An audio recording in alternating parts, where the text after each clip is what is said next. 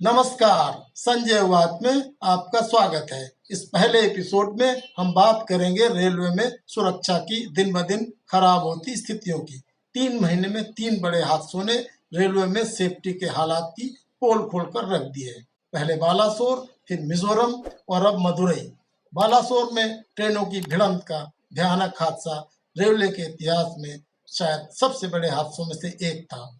उसकी यादें अभी धूमिल भी नहीं हुई थी कि 23 जुलाई को मिजोरम में एक निर्माणाधीन पुल गिर गया और अभी शनिवार को मदुरई में एक टूरिस्ट कोच में आग लगने की दुर्घटना हो गई। आपको पता है कि 3 महीने में रेलवे में 3 बड़े हादसे हो चुके हैं। शनिवार को एक हादसा मदुरई में हुआ है, जिसमें एक यार्ड में खड़ा हुआ एक कोच जो कि टूरिस्ट कोच था और किसी ट्रेन के साथ अटैच होकर वहाँ डिटैच किया गया था और उस कोच में आग लगी और जिसके कारण से लगभग 8 लोग मौत का शिकार हुए, जबकि 7 लोग बुरी तरह से जख्मी हैं। जो अब तक की जांच हुई है उससे पता चलता है कि ये ट्रेन जो है ये लखनऊ से इसको बुक किया गया था और सीतापुर का एक टूरिस्ट ऑपरेटर था जिसका नाम है भसीन ट्रैवल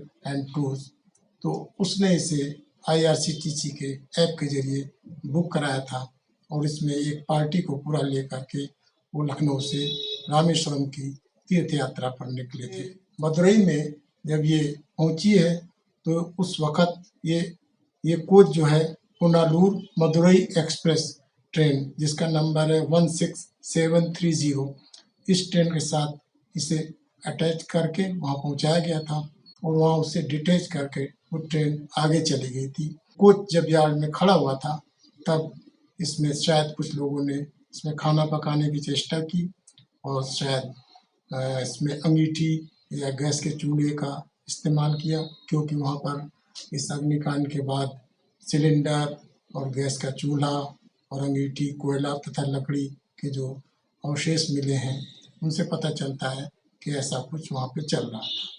तो ये इस बात को जाहिर करता है कि शायद उसमें सेफ्टी नॉर्म्स को पूरी तरह से नाता बताया गया था, ऑपरेटर की तरफ से भी और यात्रियों की तरफ से भी। ये भी सवाल उठता है कि रेलवे अधिकारी क्या कर रहे थे। किसी भी स्तर पर, चाहे वो लखनऊ हो या मदुरई हो या बीच के जो स्टेशन थे जहाँ विभिन्न ट्रेनों के साथ इस कोच को अटैच किया और डिटैच किया गया और वहाँ पे इसके हाल्टिंग स्टेशन जो थे वहाँ इसकी जांच क्यों नहीं हुई, इसका परीक्षण क्यों नहीं हुआ कि इसमें किसी तरीके का हजारडस मटेरियल नहीं जा रहा है। जबकि आपको पता है कि रेलवे एक्ट में बाकायदा इस बात का प्रावधान है, वहाँ पे एक्ट की धाराएं हैं 67, 164 और 165, तो साफ तौर पे कहती हैं कि आप न तो ट्रेन में कोई यात्री किसी तरीके का कोयला और लकड़ी या पेट्रोल या डीजल या केरोसिन या गैस सिलेंडर या कोई केमिकल ज्वलनशील ये लेकर नहीं चल सकता है। अगर ऐसा करते पकड़ा गया तो उसे दंडित करना पड़ता है। इसी तरीके से जो रेलवे का जो मैनुअल है कर्मचारियों के लिए, अफसरों के लिए, उस मैनुअल में भी पैरा 9 में इस बात का स्पष्ट प्रावधान है कि कोई जो कर्मचारी रेलवे का यदि वो देखता है किसी यात्री को या किसी भी व्यक्ति को ट्रेन के परिसर के अंदर, किसी स्टेशन के परिसर के अंदर, ट्रेन के कंपार्टमेंट में जो हजारडस मटेरियल लेके जा रहा है तो उसे रोकेगा, उसे पकड़ेगा और उसके खिलाफ कानूनी कार्रवाई की जाएगी। इन सभी नियमों को हर स्तर पर धता बताया गया, अनदेखी की गई और इसी का नतीजा है कि हादसा हुआ। इसी तरीके की बात वहाँ पे बालासोर में भी जो जांच हुई सेफ्टी कमिश्नर की तरफ से उसमें सामने आई तो वहाँ पे रख रखाव के लेवल पर कहीं न कहीं लापरवाही बरती जा रही थी।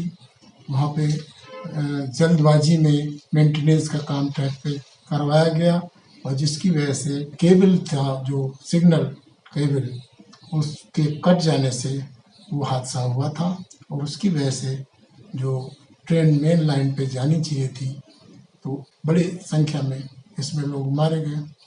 और इसी तरीके की कुछ स्थिति मिजोरम में भी सुनने में देखने में आई है, जहाँ पर सेफ्टी नॉर्म्स को कहीं न कहीं अनदेखा किया गया और जिसकी वजह से वो जो गर्डर जब चढ़ाया जा रहा था खंभे के ऊपर, तो वो जाके वो गिर गया और जो कर्मचारी वहाँ काम कर रहे थे उनमें मौत करीब करीब 19-20 लोगों की हो गई।